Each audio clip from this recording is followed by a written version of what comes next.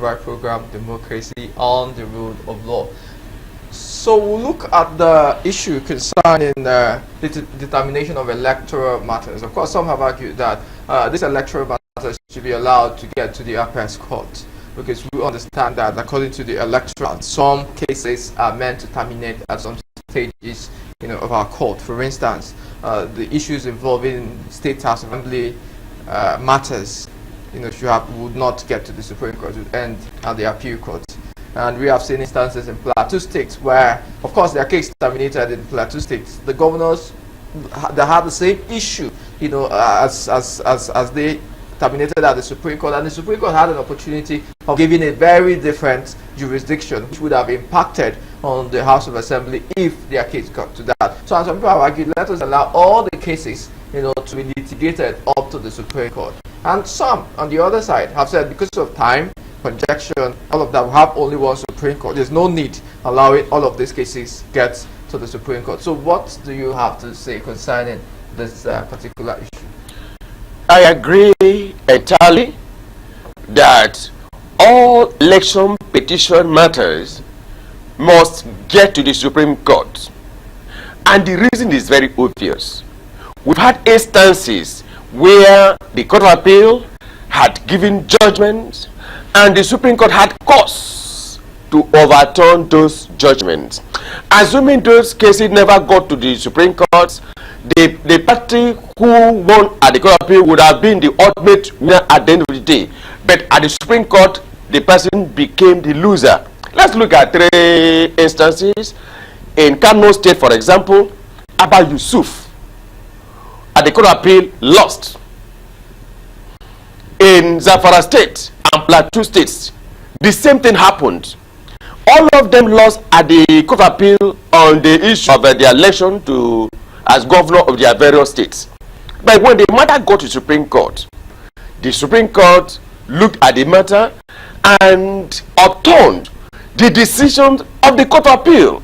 Now, a case in point, a striking one, is that of Plateau State, where the same thing that the governor of Plateau State complained about, that the Court of Appeal said, no, you don't have any ground to be declared governor.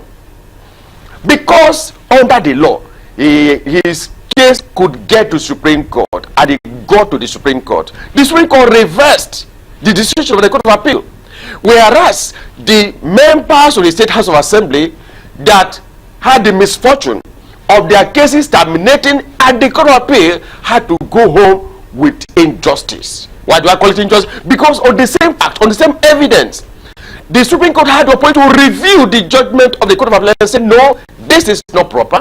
No, this man is the rightful winner. But the other members of the House of Assembly had to go home lamenting. And that created a situation then that, was a political problem. So, assuming the members of the State of Assembly had taken their case to the Supreme Court, the Supreme Court, going by the principle and doctrine of stare decisis, would have equally given them justice. Now, some people have argued to the contrary that, well, because of time, because election petition cases are time-bound, they are let some of these matters end at the Court of Appeal. But there's a solution to that. And what is the solution? Two major solutions. One is to conduct our election and give a period of about 1 year before the winner could be sworn in, so that within that 1 year, whatever election petition matters that come up could be finally determined by the Supreme Court. That is one. Instead of conducting the elections some months to the swearing in and then having to get only some matters against the Supreme Court. And the second solution is this, which I've had court to advocate in the past, that Nigeria is a large society, a society of over 200 million people. And election petitions in Nigeria is such that most times, after every election, one party must go to court. It is necessary to expand the Supreme Court by way of creating other divisions with the Supreme Court. We have one in Abuja, in the 6 geopolitical zones, let there be other divisions of the Supreme Court, provided there are synergy. Because we discover that sometimes some people don't get their appeals to Supreme Court because they look at it that the time it will take. We know, yes, there are so many cases at the Supreme Court. They are doing their best because there's a limit to what an individual as a human being can do, not machine. There are so many appeals, and of course during election petition time, the Supreme Court focus on these election matters, leaving other matters like land cases, criminal matters, and so on by the side. But by the time we have other divisions of the Supreme Court, and then they synergize and get to know what other divisions are doing, there will be decongestion of the Supreme Court as is presently constituted. Of course, that will mean amending the Constitution, but it's necessary. Of course, we know that as the society is dynamic and they like every day, we cannot afford to have only one division of the Supreme Court, because the aphorism goes that justice delayed is justice denied. Well, some people don't even live to see the end of their matters at Supreme Court. Well, some will argue that that will dilute the quality, but let's get the Vice President's opinion on this issue. Well, I would just want to say that much as I agree with my good friend that there should be, all matters should be terminated at the Supreme Court. There's also the expediency of being able to handle multiplicity of matters that will now engender. In view of the fact that if you look at matters that relates to houses of assembly, house of rep, and senate, we are talking of large number of people bringing election petitions, unlike that of the governor. It's only one for one state, all right? But if you have to deal with petitions from maybe some of the local houses of assembly, we are talking of so many number of petitions, all right, that they will have to deal with. And for all those number of cases to go all the way to the Supreme Court, you know, perhaps looks more like a complex situation. That's why it was decided that some of those matters should be terminated at the Court of Appeal level, so that those issues can be quickly dealt with and the Supreme Court won't have that problem. Particularly because the Supreme Court itself is very, very thin on the ground now. There are only 15 judges there. All right? So, and if you have that... 15? Yes. So if you have that number of few judges that are sitting in that place, okay, then of course you're having cases from all the members of the election petition from various parts of the country, and all this petition going as far as Supreme Court. Of course, it's going to be difficult for the Supreme Court to make those decisions alone. My good friend has suggested a solution, which is something that we had before some of these things. In the past, the Western region has its own Supreme Court. They have its own Court of Appeal in those years, in the First Republic. All right? And they also have the Federal Supreme Court, which was the highest or the appellate court from the regions. Okay? From the regions. And I don't see anything wrong if we have that. Particularly if we say we are having a federal system of government. Some of these matters can be better dealt with at the regional level if we have a regional system. Okay. And if we can't afford that, then if we are going to continue this presidential structure we have, then it means we have to create more Supreme Courts to be able to handle all these cases. So it's a pros and cons kind of thing. Okay, but before we continue, let me quickly correct that the Supreme Court got to the full complement of its capacity during February 26th. Yes.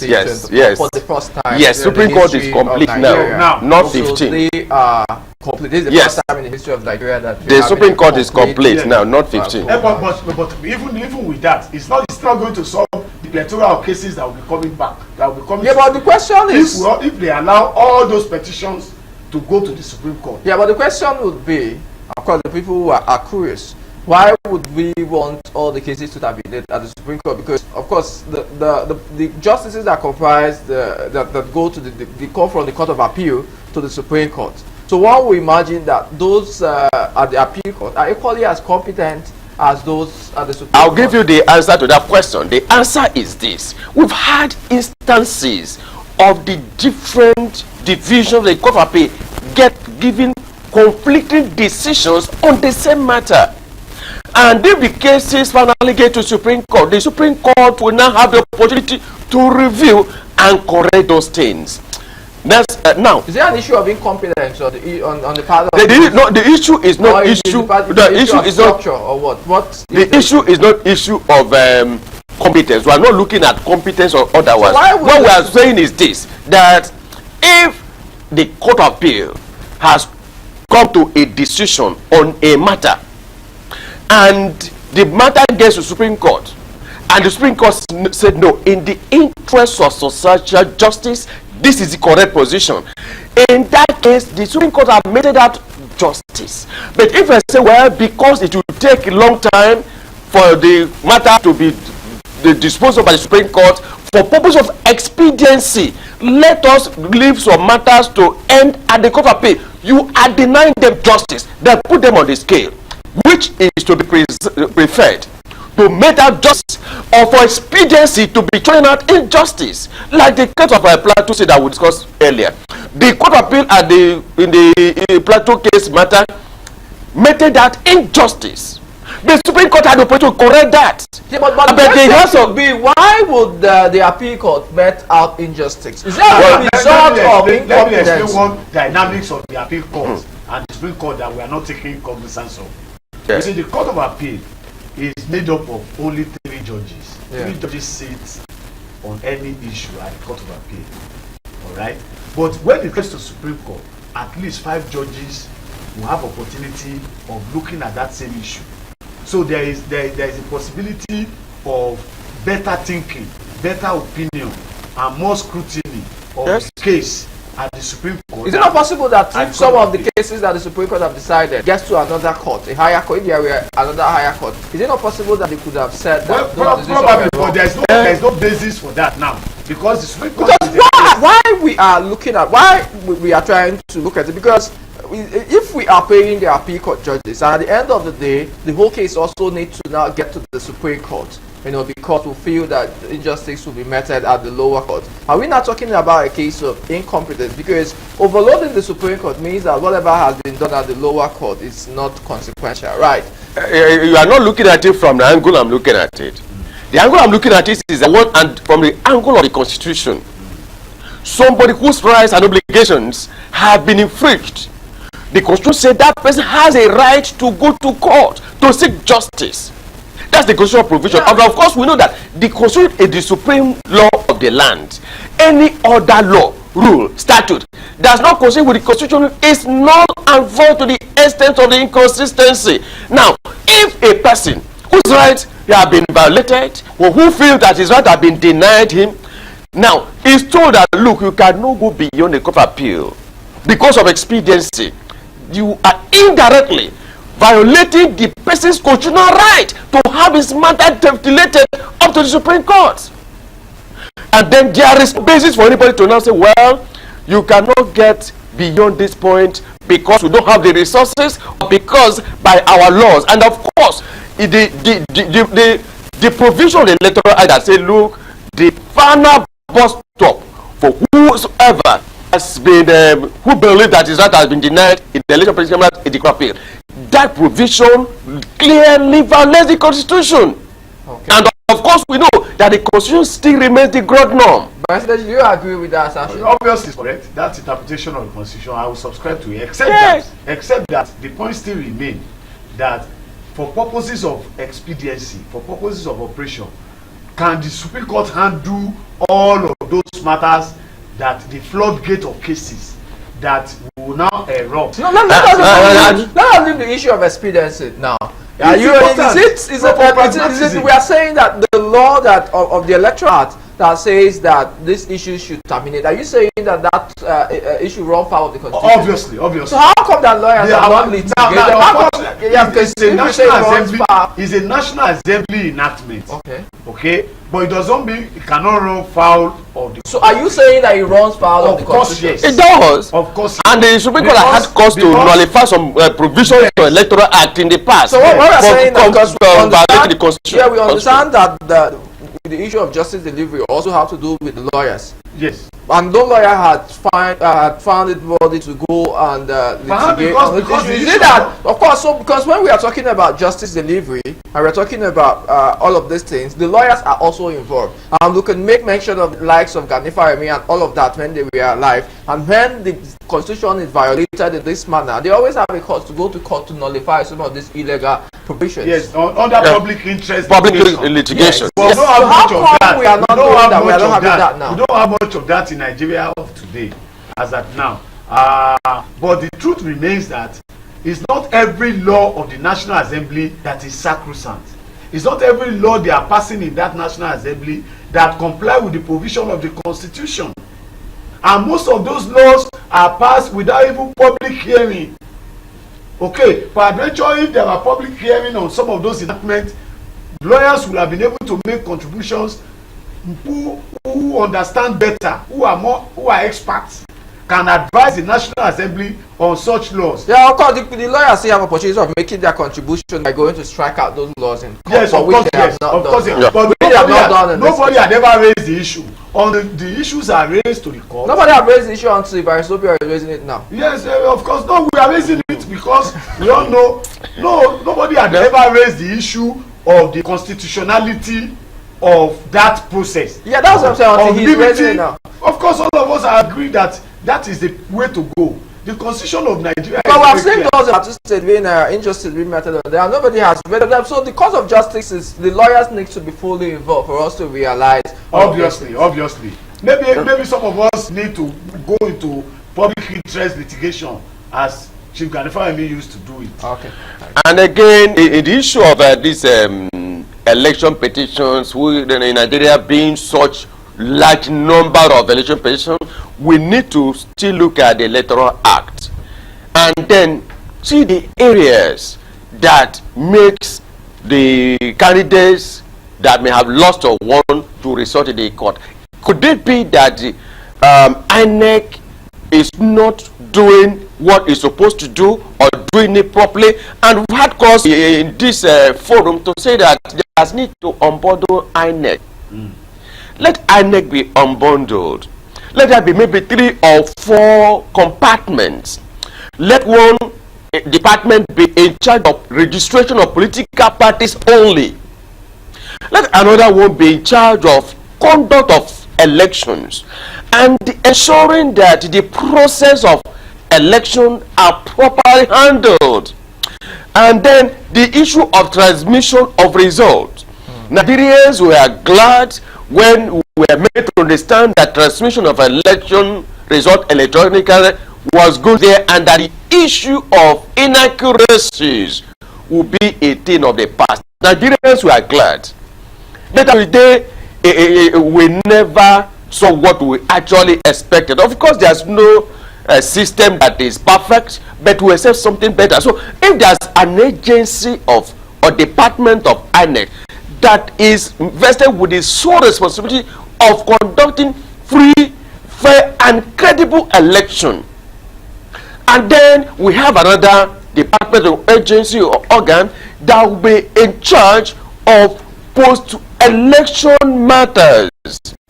The issue of thuggery, ballot snatching, and offenses related to electoral offenses and crimes.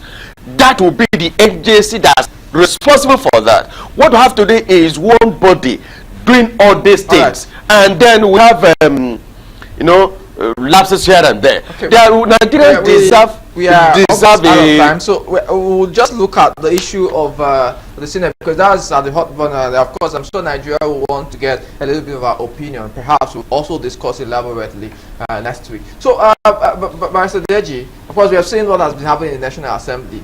A lot of Nigerians have been aghast with the whole issue where a principal officer has been alleged to have committed an offense. The complainant has been tried.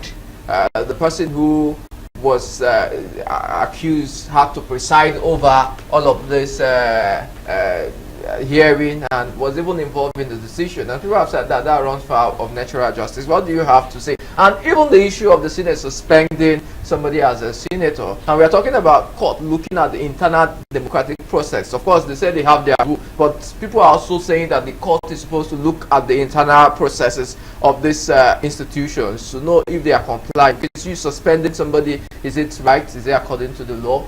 Well, let me first of all say this, what is happening in the Senate is indeed very sordid and unfortunate. Very sordid and unfortunate. I don't see how Natasha Apoti is going to get fair hearing from that Senate.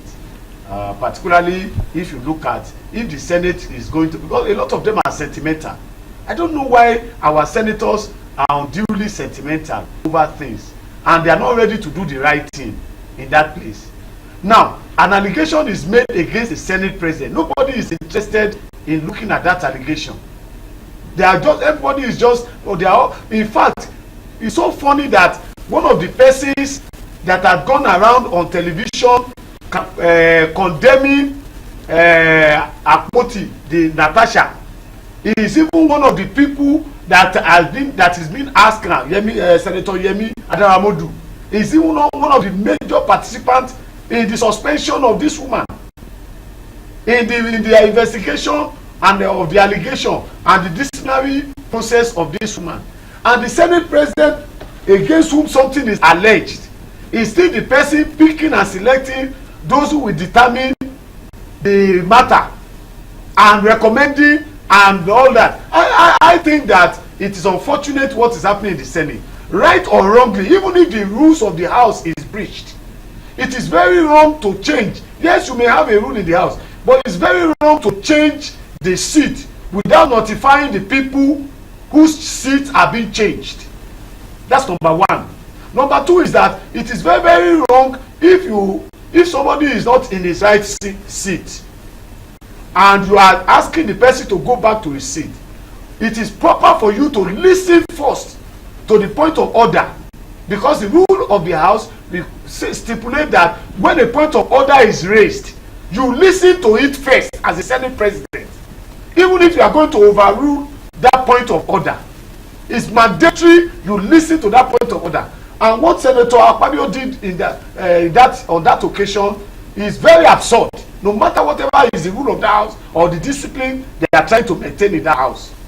When that lady was asked to go back to the seat assigned to her, and she was raising a point of order, the proper thing to do is to listen to that point of order.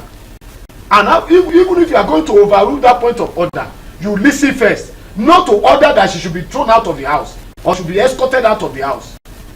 It shows that there is something ominous, something acrimonious behind even that decision. And I think the Senate president should apologize to that senator.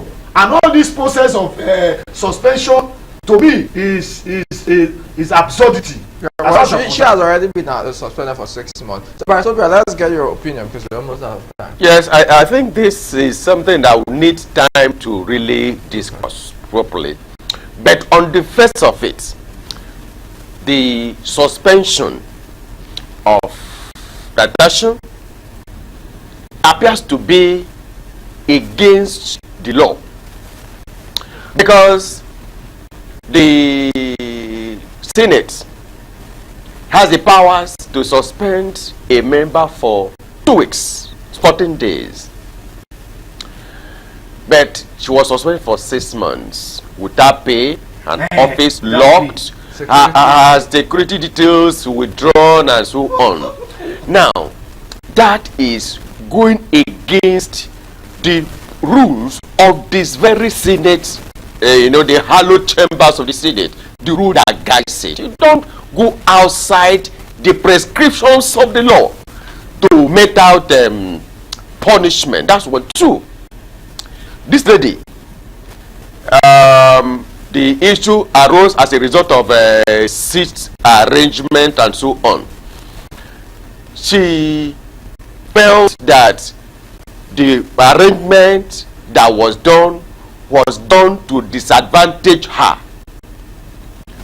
purposely because she refused the advice of the Senate President. We don't know for now what is the actual truth, but we know for now that she went to the court for the court to look at her complaints. She submitted a petition to the House too. Yes. Now, of course, we know the law that once a matter has been taken to the court and the person is seeking an injunctive relief from the court, the party affected, the defendants in the matter, are bound to hold on until the court has made a determination on that matter.